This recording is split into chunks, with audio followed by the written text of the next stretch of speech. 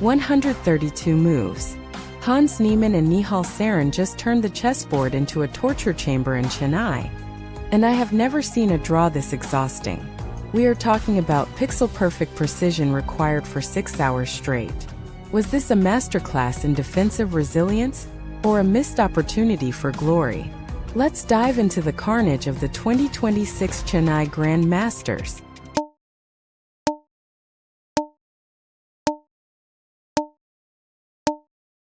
Niemann chooses the Nimzo-Indian Samish variation. By playing f3, Hans is signaling that he wants a complex, unbalanced structure where he secures the center at the cost of immediate kingside development. It is a bold, aggressive choice against a defensive specialist like Nihal Sarin. He is effectively saying, "I don't care about the textbooks. I want to create chaos on the board right now."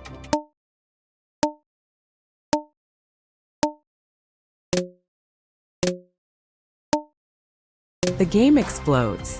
White takes on c5, and following the queen trade on d1, we enter an endgame before move 10. This is such a characteristic Niemann move. He is stripping the board of pieces to force Nihal into a position where pure technique and deep calculation, rather than opening preparation, determine the outcome. It is a calculated gamble to simplify the game while retaining a slight edge in space.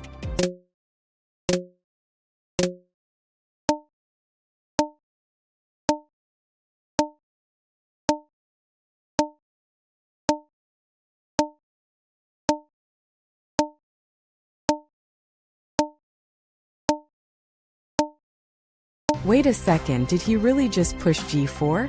Hans is launching a flank attack, but he is opening his own king position in the process.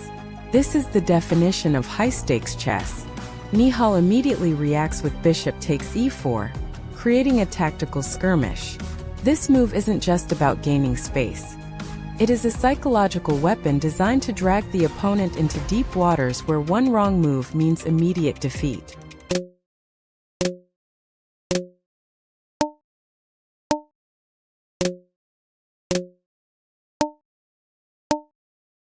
Both players are maneuvering with surgical precision, but look at the knight on f4.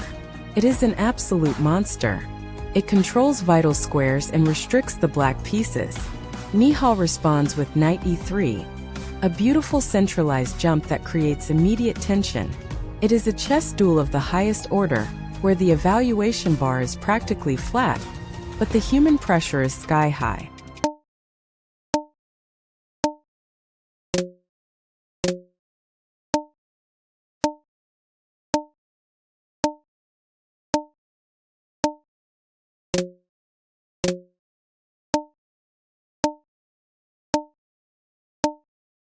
The rook takes f3 maneuver is a masterclass in simplifying the board without giving up the initiative. Niemann is trying to trade off the most dangerous pieces to reach a rook endgame where he hopes to grind out a win. But Nihal is Nihal. He understands the geometry of these endgames better than almost anyone. He isn't falling for any traps. He's keeping the balance perfectly steady.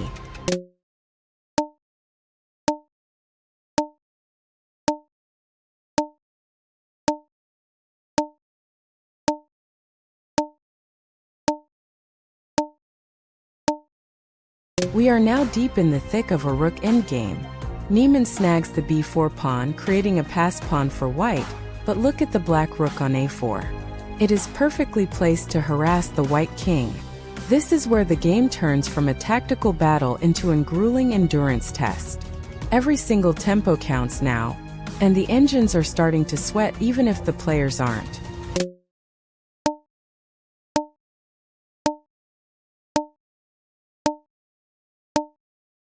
King activity is the name of the game in these endings. By pushing kf4, Hans is aggressively trying to activate his monarch.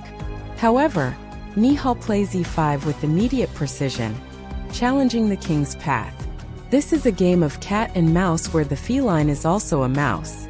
The accuracy from both sides is simply inhuman, maintaining a dead-even position despite the sheer volume of pieces exchanged.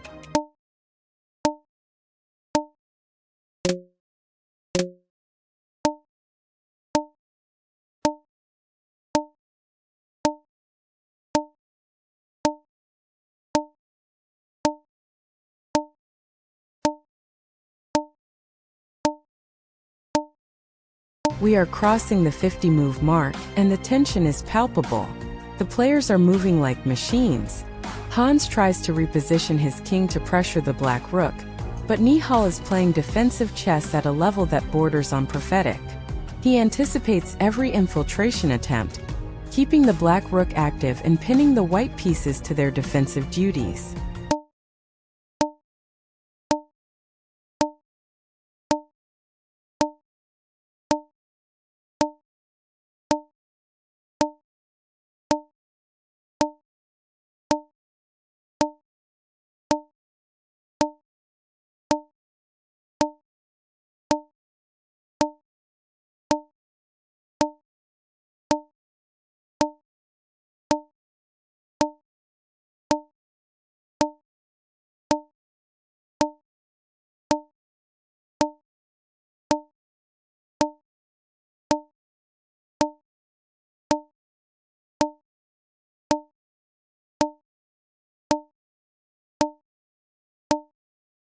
The knight is being shuffled to e1 to bolster the defensive structure, but it looks so passive.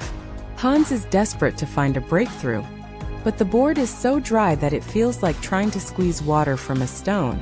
Nihal's control of the d4 square with his rook remains the immovable object.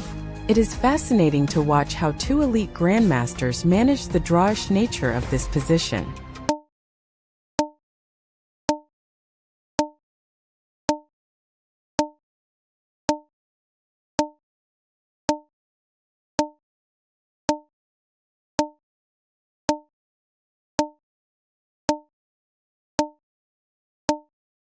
Nihal pushes g5.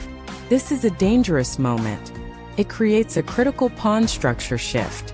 If Hans miscalculates here, the rook endgame could suddenly tip into a winning position for black. Niemann stays calm, however. He realizes that keeping the center closed is his only hope of survival. The calculation here is immense. One slip on the g-file and it is all over.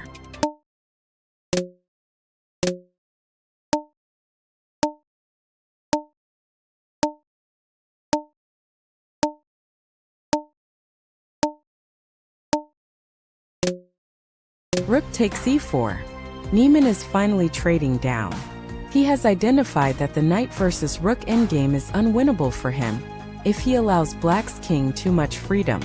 He decides to clear the board, accepting the reality that this game is heading toward a draw. Still, he plays on, holding the position with clinical efficiency to ensure he doesn't hand Nihal a miracle victory.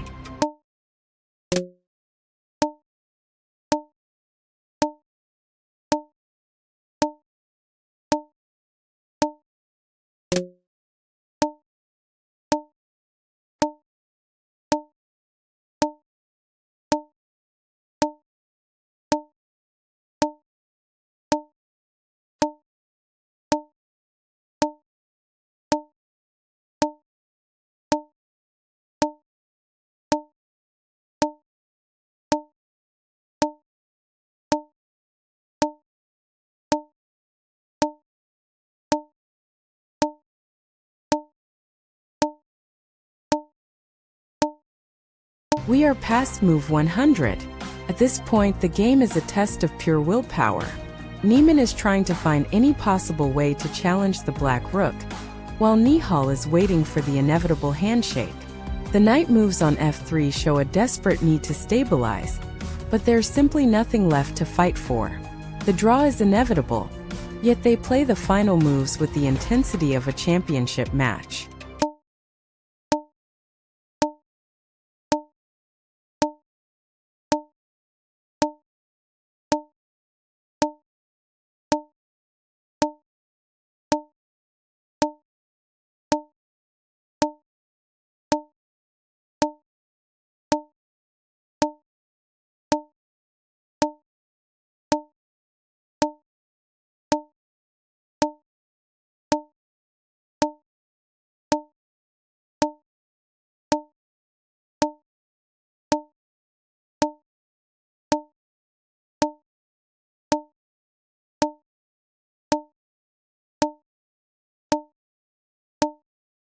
And finally, the game ends. A draw by agreement after 132 moves. This was not just a chess game, it was a psychological marathon. Both players showed why they are among the best in the world, unwavering focus and a deep intrinsic understanding of endgame theory. You could play this game 100 times, and it would likely end in a draw every single time. A massive respect to both Hans and Nihal for this display. That was an absolute slugfest.